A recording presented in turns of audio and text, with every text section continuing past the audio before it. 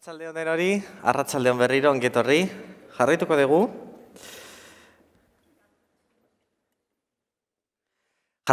Eta orain aurreratu dizuedan bezala Venture Capitalsen inguruan hitz egingo dugu. Vamos a continuar hablando de los VCs, los Venture Capitals. En Euskadi hay 3 y por eso decía que es un momento histórico el que estamos viviendo esta tarde porque están, no sé si por primera vez, pero desde luego que va a ser la mejor. Es la primera, además, ¿eh? La primera vez que los reunimos. Ellos se dedican a, y supongo que me corregirán si digo algo mal, a invertir en startups. Son los que ayudan a impulsar esos proyectos de emprendedores que finalmente, pues algunos de ellos llegarán a ser unicornios, entiendo, ¿no? Entonces, primero, tras hablar de tecnología, de mujeres, de sostenibilidad, ha llegado el momento de hablar de financiación y les voy a presentar, pero quiero también que ellos mismos hagan una breve introducción de quiénes son, de a qué se dedican, dónde están ubicados y bueno, cómo ha sido crear una VC en Euskadi. Tenemos a Diego Recondo con nosotros, que es Co-Managing Partner de All Iron Ventures, Igor de la Sota, Co-Managing Partner de Cardumen Capital y Pedro Muñoz, General Manager de EASO Ventures. Arratsaldeon eta ongi etorri a los 3. ¿Quién quiere empezar? Pues yo mismo, si quieres. Venga, adelante. Bueno, muy buenas tardes a todos y gracias por la oportunidad de estar aquí. Pues efectivamente, como dices, bueno, yo soy parte de All Iron Ventures. Quizás algunos nos conocéis, estamos basados aquí en Bilbao y llevamos básicamente pues desde finales del 17, principios del 18, que fue cuando empezamos a conceptualizar un poco lo que es All Iron Ventures. Os sonará también quizá a algunos porque los dos socios fundadores de All Iron Ventures y del grupo All Iron en su conjunto son Jon Uriarte y Ander Michelena, que fundaron una empresa que se llamaba TicketBiz en el año 2009, que era un mercado secundario de venta de entradas que en 2016, después de escalarla internacionalmente a cerca de 50 países, se la vendieron a eBay. Y es, bueno, pues al día de hoy, pues todavía uno de los grandes éxitos, de los top 10 éxitos, diría yo, a nivel del ecosistema startup en España. Pero bueno, centrándome un poquito en All Iron Ventures, pues como os decía, somos un VC basado aquí en Bilbao, con una visión internacional, humildes, pero con la ambición bilbaína de aspirar a ser uno de los grandes europeos pues en un plazo de 10-15 años. Y bueno, ¿en qué invertimos?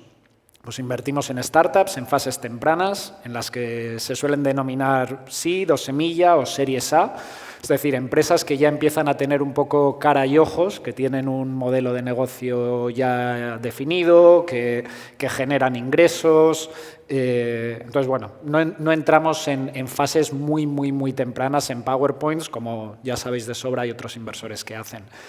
Como os decía, invertimos internacionalmente, Euskadi sí, resto de España también, Europa desde luego, es parte core de nuestra tesis de inversión y también hemos hecho nuestros pinitos con algunas inversiones en Estados Unidos y puntualmente en América Latina. Pero digamos que nuestro terreno de juego fundamental es España. A nivel sectorial somos agnósticos, de manera que invertimos prácticamente en todos los sectores, con la salvedad de que tienen que ser cosas que entendamos. Aquí mis compañeros de charla invierten en cosas mucho más complicadas en general de lo que hacemos nosotros, pero bueno, invertimos en cosas muy ligadas a la economía real, si queréis, ¿no? Pues en temas de educación, en temas de salud, en temas de e-commerce, o sea, cosas relacionadas con la economía real. Y por daros una referencia, pues, invertimos tickets que los tickets iniciales suelen estar entre los 300.000 euros y los 2 millones de euros, con posibilidad de acompañar a las compañías en fases posteriores. Y bueno, y así a grandes rasgos pues gestionamos al día de hoy 110 millones de euros. Y fundamentalmente nuestro principal vehículo al día de hoy es nuestro primer fondo que levantamos en el año 2019. Y bueno, creo que es suficiente. Una trayectoria muy breve, pero muy intensa. Luego vamos a indagar un poquito más ahí. Igor, si nos quieres contar de Cardumen, cuéntame cuándo comenzasteis, cómo, también ya has entrado en la tesis de inversión, ¿verdad? Cuéntame también cuál es vuestra tesis de inversión. No sé si me oís perfecto. Sí. Pues Cardumen Capital fue fundado también más o menos por las mismas fechas, 2017. Está radicada aquí en Bilbao. Nuestro equipo proviene fundamentalmente del antiguo equipo de la pata inversora del grupo Samsung y nuestro equipo anterior a Cardumen Capital, nosotros ya habíamos invertido unos 250 millones de euros en empresas tecnológicas, sobre todo en Israel. Lo que hemos empezado a hacer en Cardumen Capital, mediante nuestro primer fondo, es continuar esa estrategia de inversión y en esa región. Nosotros a día de hoy invertimos, sobre todo en Israel, en empresas de alta tecnología, negocio a negocio, en las áreas de inteligencia artificial, ciberseguridad, Big Data, y invertimos tickets de entrada de entre 1 millón y 3 millones, más o menos. Entonces, tenemos oficinas también en Madrid y, lógicamente, también tenemos oficinas en Tel Aviv. Contaros un poco también del tipo de inversores que tenemos en nuestro fondo. Tenemos inversores que algunos son grandes corporaciones, como puede ser Repsol o Banco Sabadell o Reeléctrica. Esto es información pública. Luego tenemos también inversores institucionales, fondos de pensiones, fondos de fondos, etcétera. Y luego también tenemos individuos y, digamos, patrimonios familiares, ¿no? Nuestro primer fondo es un fondo de 60 millones de euros. Eso ya lo estamos desplazando, ya tenemos una cartera de participadas. Y ahora lo que estamos haciendo es estamos en el levantamiento de nuestro fondo consecutivo, también enfocado al mercado de Israel. Y bueno, cualquier otra cosa estaré encantado de, posterior a esta ponencia, hablar con vosotros. Pedro, de EASU Ventures, ¿nos haces también este resumen? Muy bien. A ver, nosotros empezamos en el 2015 con una aceleradora de startups que se llama Berriap en San Sebastián, en Donosti, y en el 2018 constituimos EASU Ventures porque sí lo que veíamos es que algunas de las compañías en las que habíamos participado y acompañado en esta aceleración necesitaban ya más financiación, más gasolina para seguir creciendo su proyecto y lo que habíamos visto es que aquí en el País Vasco, pues al inicio todavía no existía ni Olairon, ni existía Cardumen, ni existía ningún venture capital privado que pudiera invertir en startups, ¿no? Todos se enfocaban mucho en Madrid, Barcelona, Valencia y aquí realmente no encontrábamos esa figura, ¿no? Y entonces de ahí surgió un poco la necesidad de crear EASU Ventures y en el 2018, en marzo, lo constituimos. Es un fondo bastante más pequeño que el de estos señores, es cerca de 20 millones y invertimos principalmente en continuación de lo que pueda ser Berriap, ¿no? En startups en fases muy iniciales, aunque somos también muy generalistas. Nosotros solo invertimos en España, aunque principalmente damos prioridad a empresas cercanas de País Vasco, Navarra, y en estos 3 años y medio que llevamos de andadura, pues ya hemos invertido en cerca de 40 compañías y ahora estamos levantando nuestro segundo vehículo de EASU Ventures 2, con el que ya hemos empezado a invertir y que esperamos hacer el último cierre en marzo del año que viene. Muy bien. Os complementáis muy bien porque estáis los tres en Euskadi, pero veo que cada uno además tiene su tipo de startups, etcétera, etcétera. Diego, ¿cómo es crear un VC como Olairon Ventures desde Bilbao? ¿Cómo fue ese proceso? ¿Es fácil? ¿No es fácil? Porque al no haber antecedentes, ¿no?, en este ecosistema, ¿cómo lo llevasteis? ¿Cómo lo hicisteis? Sí, bueno, pues supone el reto de montar algo desde cero, como muchos de los que estáis aquí, que estáis, asumo, montando vuestras propias startups, ¿no? Nosotros teníamos un viento de cola muy importante, que era la historia de éxito de TicketBiz, que os comentaba antes, que eso de alguna manera un poquito te sitúa en el mapa, tanto a nivel de atracción de compañías en las que invertir, como también de forma muy importante de atracción de inversores que pueden apostar por esa historia de éxito, que no era en el ámbito del Venture Capital, era en el ámbito operativo, pero como yo creo que la mayor parte de los que estáis aquí sabéis, pues hay cierta capilaridad, ¿no?, o una traslación de lo que uno puede aprender en el ámbito operativo en una compañía, luego ponerlo al servicio de otros emprendedores cuando te pones el gorro de inversor, ¿no?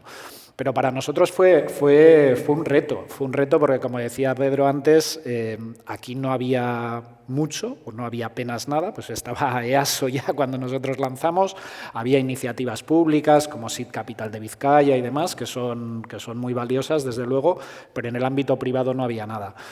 Y lo que tenemos que tener en cuenta cuando hablamos de lanzar este tipo de bichos, por decirlo de alguna forma, es que normalmente se suelen lanzar desde lo que son los ecosistemas, luego creo que hablaremos de este tema, pero lo que son ecosistemas ya tecnológicos, ¿no? Tech hubs que todos podemos tener en mente, pues a San Francisco, o a Berlín, o a Londres, etcétera, ¿no?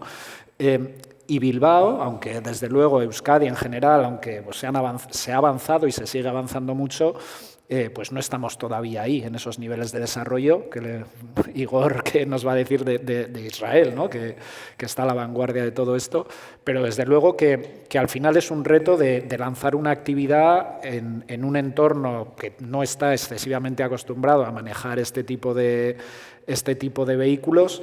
Y luego, además, como decía, pues el reto inherente de lanzar una startup con la complejidad, además, regulatoria que supone todo esto, que creo que todos hemos sufrido, porque al final los VCs pues somos entidades financieras reguladas, sujetas a la supervisión de CNMV y demás, y echar a andar un proyecto de este tipo pues tiene una complejidad añadida. Pero bueno, toda una aventura y la verdad que contentos. Igor, ¿cómo ha cambiado la industria de los bicis en estos últimos años? Porque es verdad que han sido vuestros primeros años, pero habréis visto también alguna evolución o no sé qué camino lleva. Cuéntanos. Sí, por supuesto. Aquí, en Bilbao, muchísimo. Es decir, nosotros cuando empezamos hablamos de Venture Capital, no se conocía mucho lo que significaba Venture Capital, el sector tecnológico. Es verdad que Diputación ha trabajado mucho, ¿no? Las diputaciones y Diputación Foral de Bizkaia ha trabajado mucho en este sentido, pero nosotros cuando empezamos a constituir nuestro primer fondo y la captación de esos inversores, nosotros al final lo que decíamos es dábamos de acceso a uno de los mercados de referencia a nivel mundial, que es el mercado de Israel, de alta tecnología, ¿no?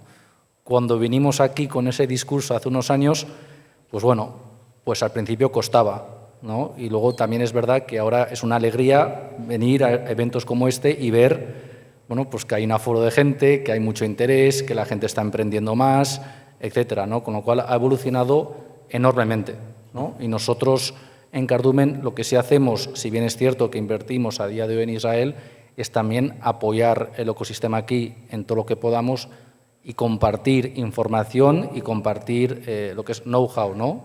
Y dar acceso al mercado de Israel también, ¿no? Y Pedro, desde Aso Ventures, ¿cómo veis el futuro? En los próximos 5 años, hablamos de los últimos años. ¿Va rápido, no va rápido? ¿Es muy cambiante este mundo? No, por supuesto, este mundo es muy cambiante. Eso es seguro y yo creo que si miramos para atrás, como han hecho mis compañeros, las cosas han cambiado. También es verdad que hay ciertos temas que son importantes que no se cambian de un día para otro. Hay una cuestión que es cultura, hay una cuestión que es formación, hay una cuestión que son tendencias y eso al final hace falta tiempo. Y yo creo que aquí en Euskadi, pues durante muchos años se ha trabajado mucho dentro del mundo de emprendimiento desde la parte pública y yo creo que desde la parte pública pues, se ha hecho un gran trabajo y posiblemente tendremos una región donde el apoyo público y el acompañamiento de la parte pública es de las mejores que puede haber en España, pero quizás la parte privada quizás está un poco más parada en lo que es en el apoyo al emprendimiento y yo creo que poco a poco se va haciendo. ¿Cómo espero que sea el futuro? Pues yo creo que es una tendencia la presencia ya un poco ya de la parte privada acompañando a lo público, donde espero que cada vez haya una industria inversora más profesional, más potente, que acompañe a los emprendedores que van saliendo y debería haber, pues, digo que debería haber más proyectos tractores, pues como ha podido ser TicketBiz, como puede ser Educaedu, como puede haber otros ejemplos en el País Vasco, pero tampoco hay muchos y eso lleva tiempo. Pero al final son proyectos que, bueno, una vez que ya cumple su ciclo, tienen su éxito, se venden, los emprendedores entran de nuevo en ese círculo y vuelven a aportar al ecosistema y eso al final va creando un ecosistema mucho más fuerte, ¿no? Y eso al final pues, va a requerir tiempo. 5 años, Para todo eso es poco, pero creo que dentro de 5 años se verán cosas mucho mejores que hoy. Veo que nos estáis escribiendo por el chat, qué charla tan potente, esta ponencia me parece esencial para cualquier persona que quiera emprender. Diego, Pedro y Igor son los grandes referentes de la Venture Capital de Euskadi, es increíble poder escucharles. Recordad que podéis mandarnos por ahí las preguntas y cuando terminemos la sesión se las trasladaremos. Has hablado de Israel, no sé si os ha servido o si les puede servir ese ejemplo de Israel o todo lo que tú hayas visto y vivido en Israel para darnos un consejo o para aplicarlo en el emprendimiento en Euskadi. Igor. Bueno, yo creo que en Israel, que es un ecosistema que empezó a principios de los 90, o sea que nos llevan bastante ventaja, es una cultura un poquito diferente. Digamos que en Israel las madres israelíes quieren que sus hijos sean emprendedores, ¿no? Este es el primer cambio de chip, ¿no? Aquí depende, ¿no? Pero quizás quieren tus padres que seas un médico, que seas, bueno, ¿no? O auditor o lo que sea, ¿no? Pero en Israel está muy enfocado el emprendimiento. Yo diría que lo más importante es el no tener miedo al fracaso. En Israel esto ya está muy asumido y de hecho nosotros cuando vemos muchas empresas vemos emprendedores en serie, por supuesto, exitosos, pero que también han tenido muchos fracasos, ¿no? Ese miedo al fracaso o ese de enseñar que has fracasado pero que has aprendido de ello ya que has evolucionado, esa cultura en Israel está muy asumida. Aquí me da la sensación que cuesta un poco más asumirlo. Luego lo segundo diría el compartir información. Es decir, Israel es un ecosistema donde las buenas operaciones se conocen. Todo el mundo tiene acceso a ver esas buenas operaciones. Otra cosa es que te dejen entrar.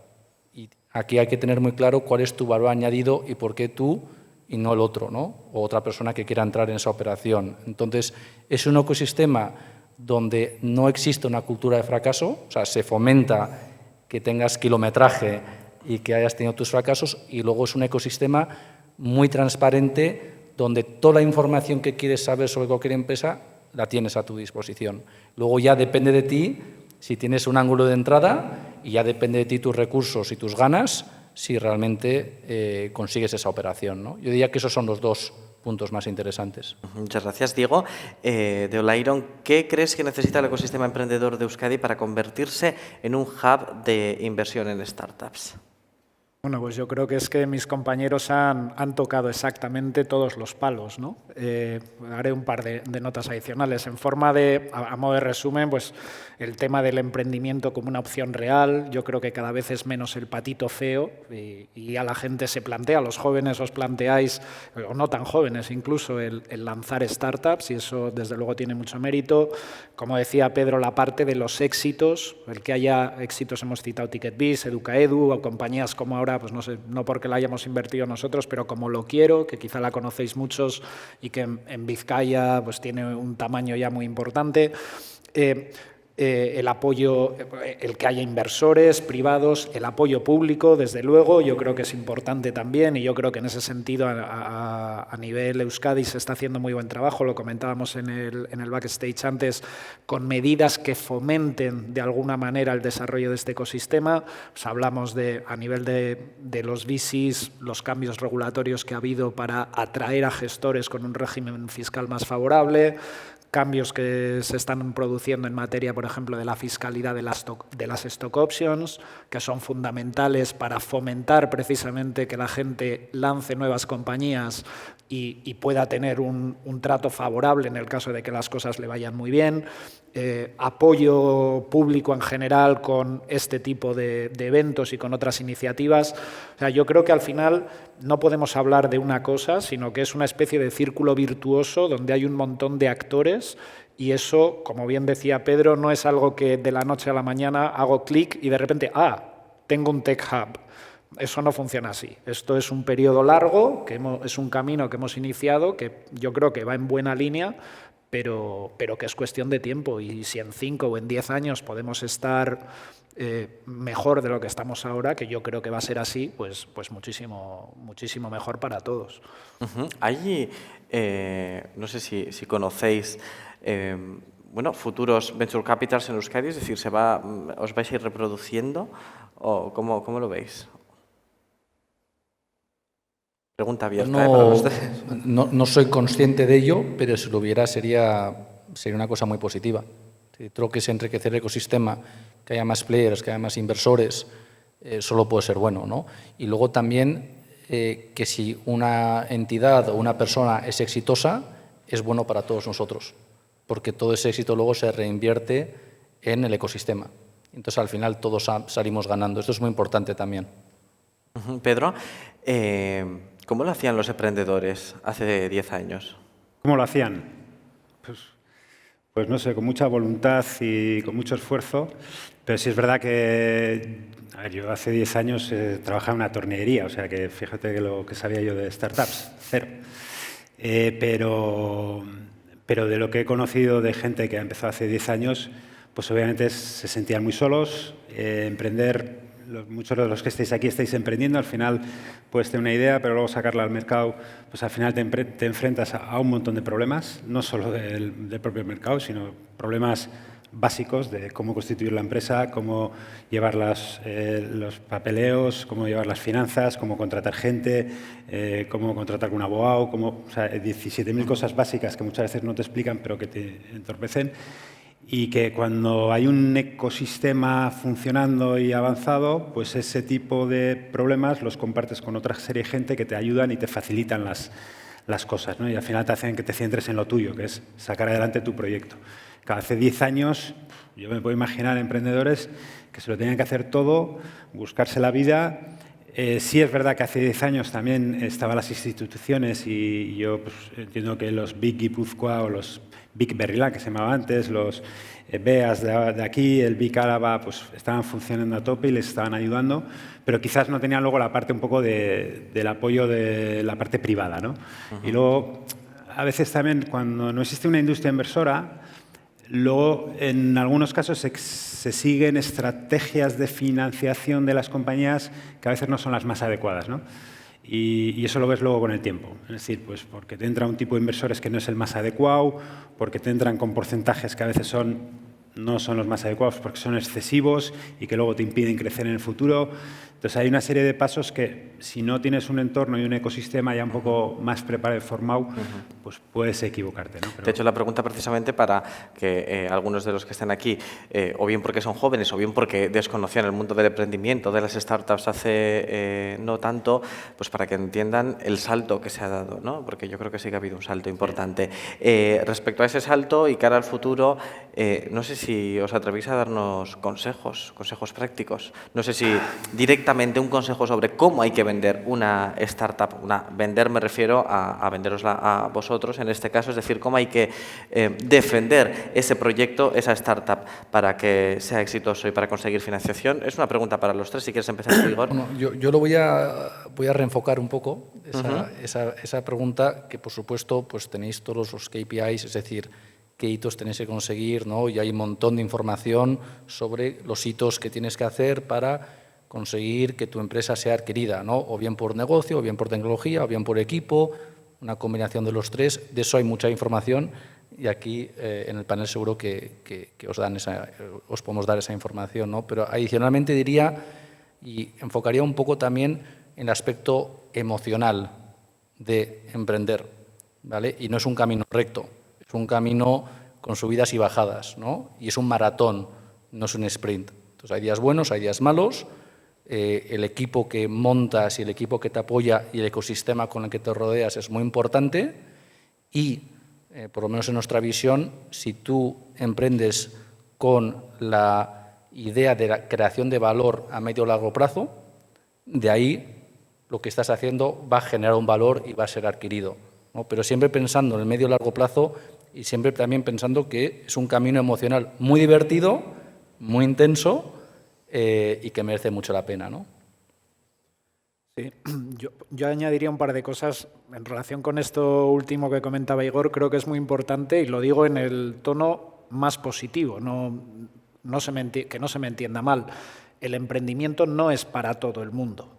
Esto es algo que ahora puede ser algo que es cool, y soy el CEO de una startup y no sé qué, y queda muy bonito decirlo así, pero es un camino que es, como decía Igor, es duro, es largo, en ocasiones puede ser solitario de alguna manera para el fundador, que es muy gratificante si las cosas van bien. Si las cosas no van bien puede ser lo menos, aunque hay un componente de aprendizaje brutal, y en la medida que vaya cambiando un poco la mentalidad general europea, me atrevo a decir, ¿no? Que es la antítesis, o no sé si la antítesis, pero alejada de lo que ocurre en Israel o lo que ocurre en Estados Unidos, donde el fracaso se valora, al contrario de lo que ocurre aquí, que se estigmatiza en muchas ocasiones. Entonces, que cuando alguien se anime a emprender porque tiene una idea, porque tiene esa pasión, tiene esas ganas, que sepa que es un camino duro, que puede ser muy bonito, pero que esto no es algo que sea para todos. Quiero decir que ahora no se trata de que todo el mundo sea emprendedor y deje de haber médicos y deje de haber abogados y deje de haber auditores, como decías, ¿no? Entonces yo creo que eso es muy importante. Y luego yo creo que una cosa que también es súper interesante y que no la teníamos hace años es que hay tal cantidad de información que hace, ya no digo 10, bueno, 5 probablemente sí la había, ¿no? Pero hace 10 años, desde luego, no existía la cantidad de información que hay hoy, y eso permite leer mucho, tener exposición a un montón de gente, saber dónde buscar, y a partir de ahí, pues un poco también hacer ese ejercicio de autoformación, porque muchas de las cosas que luego en el día a día vas a ver, pues no necesariamente las ves en una carrera o en una universidad, ¿no? ¿Qué opinas, Pedro? No, yo un poco por aportar, y 100% de acuerdo con lo que han comentado, y voy a generalizar, pero quizás aquí en Euskadi siempre hemos sido muy de producto, ¿no? De tecnología, de intentar desarrollar los mejores productos, las mejores tecnologías y demás, ¿no? Y yo suelo decir que, al menos nosotros, y creo que bastantes de los fondos, no invertimos en producto, no invertimos en tecnología, no invertimos en software. Nosotros invertimos en los negocios y en los modelos de negocios que están detrás de esos software, productos y tecnologías. Entonces, muchas veces nos vemos muchos emprendedores que están muy centrados y muy enfocados a vender y a desarrollar su tecnología, su producto, lo que sea, y a veces se olvidan de realmente lo que es importante, que es el negocio, el modelo de negocio, la empresa que van a crear con esa tecnología. Y al final lo que invertimos nosotros los fondos es en ese negocio. Entonces, nosotros obviamente somos generalistas, invertimos en todo tipo de sectores, no podemos saber de tecnología de todo. Entonces, cuando vienen emprendedores, nosotros lo que miramos es el negocio. ¿Cuál es tu modelo de negocio? ¿Quiénes son tus clientes? ¿Cómo les vas a vender? ¿Cuál es tu modelo de ingresos? ¿Cuál va a ser tu rentabilidad, tus costes? Una serie de cosas. La tecnología nos creemos que es la mejor del mundo. Al final va a ser el mercado el que va a responder si es buena o es mala, no nosotros. Pero vemos que muchas veces los enfoques, cuando se presenta a inversores, se centran mucho en la parte mi producto, mi tecnología, mi software. Y creo que hay que centrarse mucho más en lo que es mi negocio. ¿Qué voy a hacer con este producto? ¿Qué voy a hacer con esta tecnología? ¿Cuál va a ser mi negocio hoy? ¿Y dónde quiero llegar el día de mañana? Y para llegar ahí necesito dinero, necesito un apoyo y necesito un acompañamiento. Y ahí es donde estamos nosotros. Y al final nosotros miramos modelos de negocio y luego, obviamente, pues, relacionado con lo que ha dicho Diego, personas, equipos. Un buen modelo de negocio con un mal equipo, los inversores generalmente no entramos. Nunca. Un modelo de negocio, un negocio más o menos, aunque tengamos dudas, con un buen equipo, normalmente entramos. Y el equipo, pues, es una cuestión de cuál es el criterio para valorar un equipo si es bueno o es malo. No hay un criterio. Quizás hay algunas reglas generales que se suelen decir, que yo personalmente no creo mucho. Se suele decir, pues, oye, si es una empresa de software, pues tiene que haber un programador en el equipo. Si es una empresa de tal, pues que no sean los emprendedores todos iguales. Pero luego ves el ejemplo de TicketBiz y rompen con todas las normas y clichés de esto. Y entonces, al final, pues lo importante es, yo creo que es que haya feeling, ¿no? Al final, cuando estás con un equipo, que haya buen feeling. Y también os recomiendo que lo mismo lo tengáis vosotros con respecto a los inversores. No dejéis, si podéis, no dejéis que entre en vuestra compañía un inversor con el que no tengáis buen feeling. De verdad, o sea, es un matrimonio a largo plazo y con un divorcio muy complicado. Y perdonar a una persona con el que no tienes buen feeling es un ruido que lo vais a tener durante todo el resto de vuestra historia de negocio. Muy buenos consejos, Pedro. Tenemos ya bastantes preguntas. Algunas creo que ya las hemos resuelto, las voy a ir leyendo. ¿Creéis que existe una brecha entre los grandes inversores y las nuevas generaciones de emprendedores? Una brecha. Yo no creo que exista una brecha, no sé muy bien por dónde va la pregunta, lo que sí que puede, no sé, la voy a responder por donde creo que puede ir, y es que hay distintas tipologías de inversores que entran en distintas fases de inversión. Y puede ocurrir, y yo creo que eso es algo que quizá ocurre en Euskadi, pero yo creo que en España en general ocurre, que normalmente ese capital más inicial sí que quizá no es tan abundante como puede ser pues, para compañías que tienen ya, pues como decía yo, ¿no? Cara y ojos, una cierta atracción de mercado, unos ingresos ya reconocibles y demás, ¿no? Pero quizá por ahí creo que puede ir la pregunta. Pero yo creo que más allá de eso, una desconexión entre los nuevos emprendedores y los viejos VCs, por decirlo de alguna forma, yo no creo que exista. De hecho, bueno, aquí tenemos el caso de 3 VCs que acabamos de llegar, como quien dice, que llevamos muy poquito tiempo. O sea, ¿no? que sois cercanos, ¿no? Que no os vean lejos, que os vean accesibles, quiero decir. Sí, yo siempre digo que este es un negocio de personas. O sea, al final, como decía Pedro, hay un componente de feeling que es muy importante y que es bidireccional, de los inversores hacia las compañías o hacia los emprendedores y de los emprendedores hacia los VCs. Y como seas un capullo, por decirlo así de una forma muy clara, igual una o dos cosas haces, pero vas a acabar teniendo una reputación en el mercado que va a suponer que la gente no quiere trabajar contigo. Es un negocio de personas en gran Nos preguntan también sobre la crisis climática, cuánto y cómo se está invirtiendo desde las ventures. ¿Habéis visto un aumento de soluciones emprendedoras respecto a este tema? ¿Lo habéis notado vosotros? Que la crisis climática, o quizás lo empecéis a notar a partir de ahora, ¿no? Pero bueno, ¿habéis notado que se está moviendo algo más el emprendimiento en torno a este tema? Que la preocupación crece, que invertir en eso, no sé si vosotros compartís esta opinión, pero que invertir en eso es fundamental, no solo por la rentabilidad, posible rentabilidad que puede dar a futuro, sino por el compromiso, ¿no? Como sociedad, Igor. Desde luego, sí. Todo lo que llaman también ESG, ¿no? Que es una tendencia enorme, pero yo lo subiría incluso a un nivel un poco más macro. Es decir, si al final logras solucionar los grandes problemas del mundo, pues digamos que el retorno es mayor, tanto de impacto como de retorno financiero, ¿no? Cambio climático, por supuesto, es uno de ellos. El hambre puede entrar dentro del cambio climático, pero es otro de ellos. La energía es otro de ellos, ¿no? ¿Dónde entra VC? Bueno, pues depende. Nosotros estamos muy metidos en empresas de deep tech, inteligencia artificial, big data, ciberseguridad. Bueno, puede haber un componente de algo, de una tecnología que ayude e impacte positivamente al cambio climático. Sí. ¿Nosotros invertimos directamente en empresas porque solucionan un problema de cambio climático? A día de hoy no.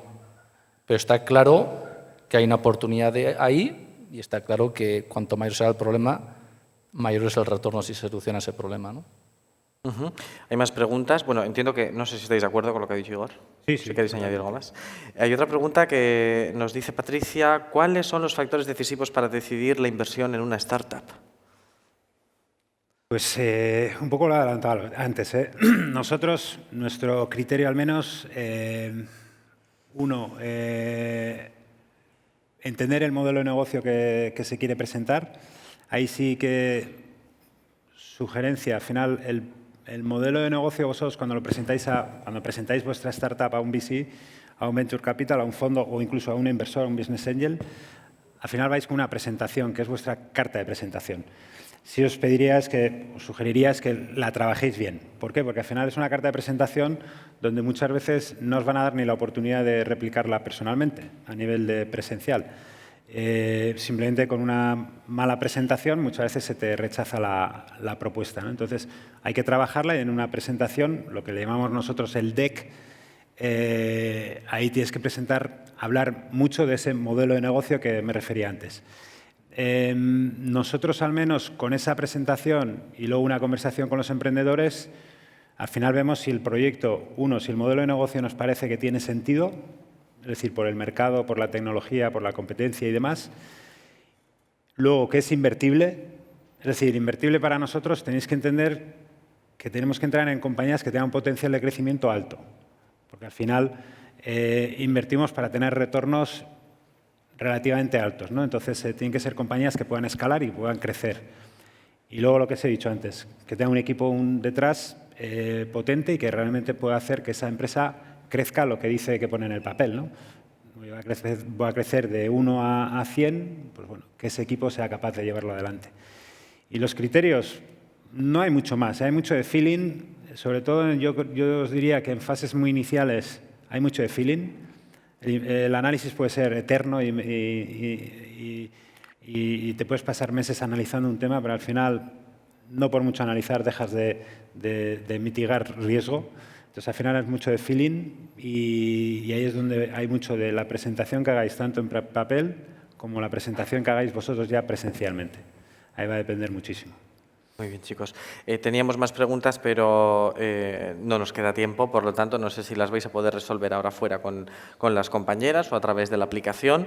Si queréis, le dais las respuestas a nuestra compañera Mireia y que ponga la respuesta en la aplicación. La pregunta sería, ¿algún sector industria en concreto que os gustaría ver más startups en el País Vasco? ¿Algún sector industria en concreto en el que os gustaría ver más startups en el País Vasco? Vais pensando en la respuesta, se lo decís a la compañera. Un fuerte aplauso, por favor, para Diego, Pedro e Igor de la Sota de All Iron, EASO Ventures y Cardumen Capital. Gracias, chicos.